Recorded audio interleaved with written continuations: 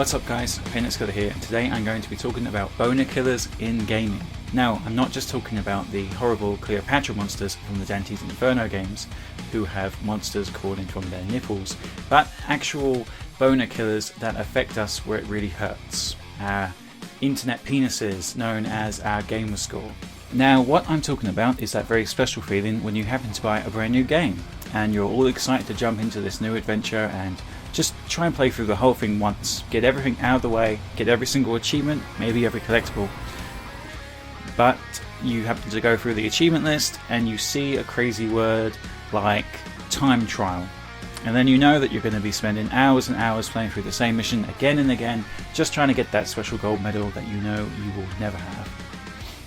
So today I'm going to be talking about those kind of boner killers in gaming, and this is going to be my top 10 list. Enjoy!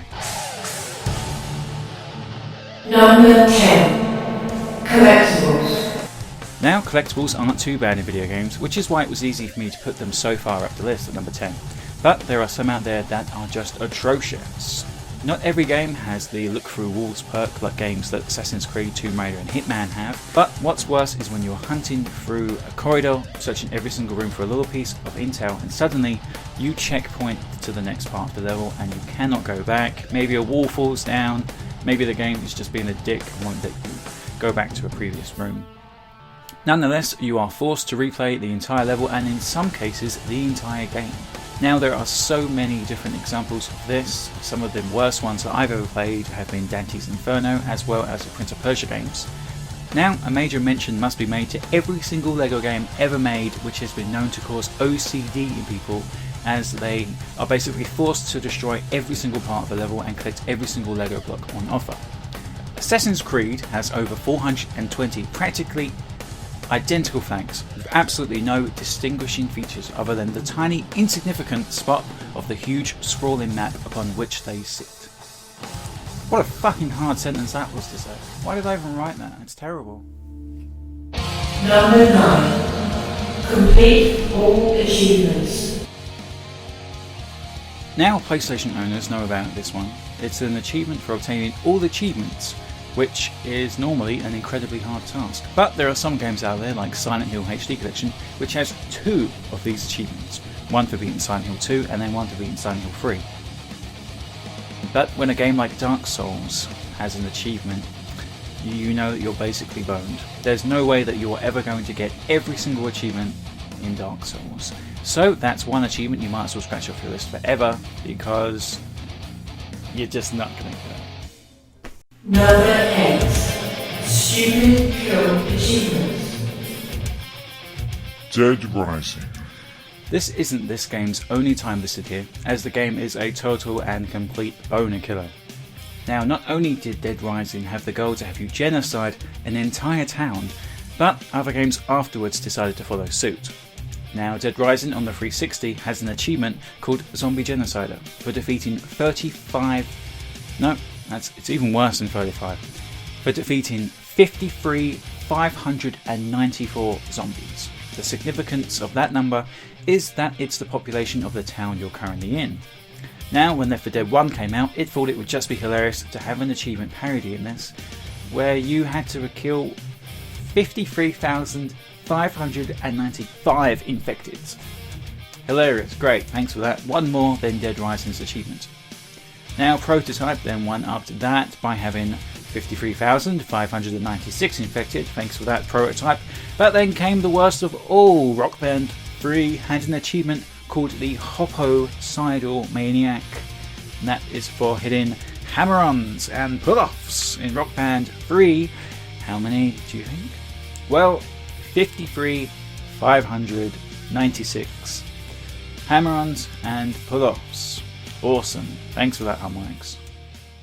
Number 7. Multiplayer boosting. Number 7 goes to multiplayer boosting. Now, when I'm eyeing up an awesome single player experience like Tomb Raider or Resident Evil Revelations, I'm hoping that a single playthrough is needed, so that I can sit back, enjoy the story, grab the collectibles, kill 50 enemies with a shotgun, basically just feel like I'm done with the game.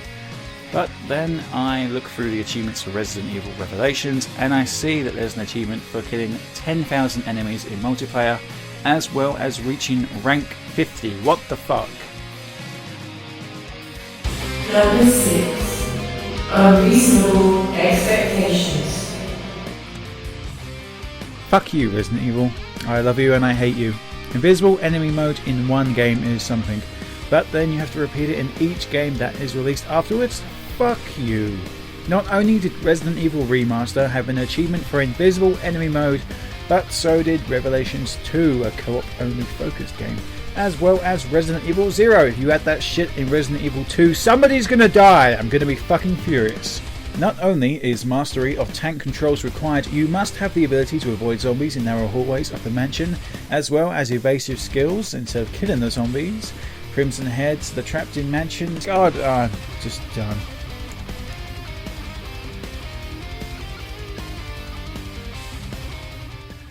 Number 5. Multiple playthroughs required.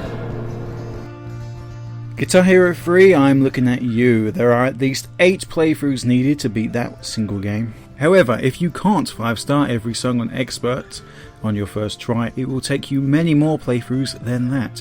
One of these playthroughs even includes you playing on your Xbox controller, not a Guitar Hero controller, as well as playing the game in lefty and righty mode.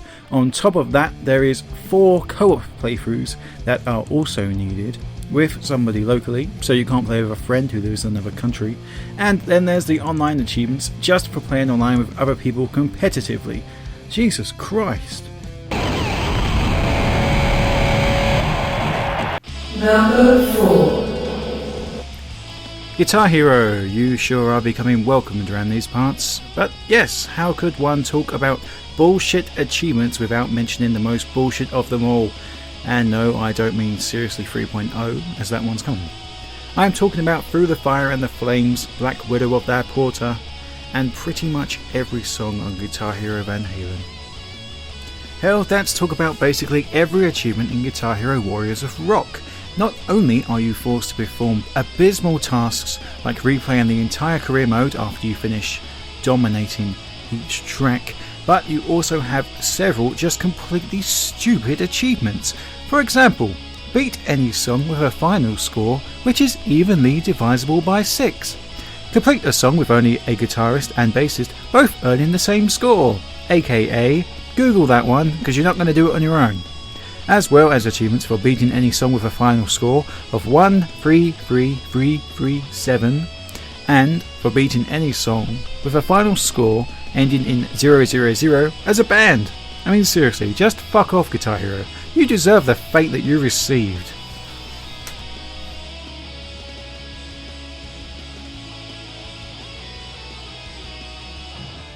Number 3. Dead Rising! Goody. I just love talking about this one. Dead Rising has one of the worst achievements in Xbox history.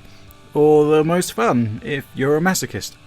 The 5-Day Survivor achievement, as well as the 7-Day Survivor achievement, are both given for surviving 5 and 7 days in the mall on Survivor mode. Now what this means is that you have to play the game for 7 days of in-game time. Now if you do the math, it turns out that 7 days of in-game time without saving equates 12 hours straight. Now what you will be doing in those 12 hours will be scrounging around for food, as well as trying not to get eaten by zombies or starving to death, as unlike the normal game mode, you can actually die from hunger.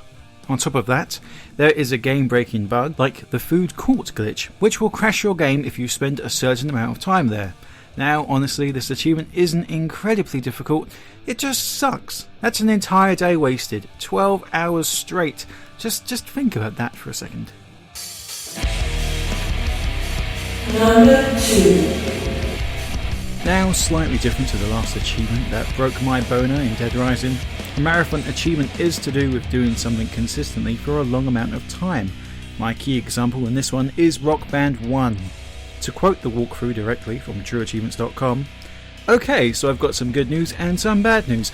The bad news is that you're required to have at least 2 players in Band World Tour at all times, but the good news is that Band World Tour only supports local multiplayer. Oh wait, I guess that's also bad news. On top of all this, the ultimate marathon bullshit achievement is the Bladder of Steel award. which requires you, whilst playing Rock Band 2, to complete the end of the set list, every single song played in a row, without pausing or failing a single song.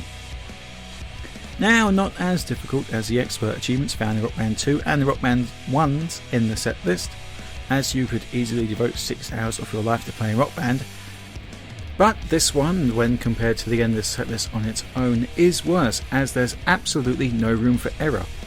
What this means is that your batteries can't run out, you can't pause the game to check the time, you can't even press the Xbox Live button, as this will void the achievement for you and everyone else that is playing. And number 1. And number 1, unobtainable achievements. What's worse than a game that has an online service that's been turned off? Literally nothing. Well, maybe one thing. Seriously 3.0 is quite frankly the worst achievement ever made. Simply put, it's for reaching level 100 and earning every Onyx medal in the video game. Now, first of all, you are forced to level up to level 100 and then grind out every single challenge that in this game has been renamed to Onyx Medal.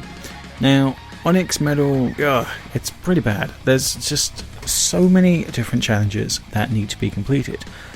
First of all, you're going to need around 7 guys to play who all have the same goal as you. Easier said than done, but of course there are websites such as trueachievements.com which will allow you to set up these parties. But the sheer amount of time that is needed to grind out 65 medals is just unreasonable.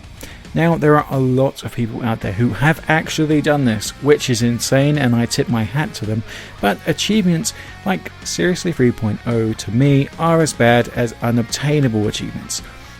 You see the goals there and it's always going to be there, but it's just never going to happen. I'm never going to have enough time to grind out that last Onyx medal.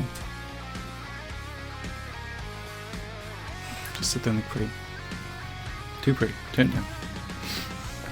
Did you enjoy that video, or do you disagree with any of our picks? Well, we'll probably be back with another video just like this very soon. But for now, that's it from me and the robot voiceover lady. So, thanks for watching, and see you in the next one. Make sure to subscribe. This is a brand new channel made exclusively for this kind of content. So, cheers.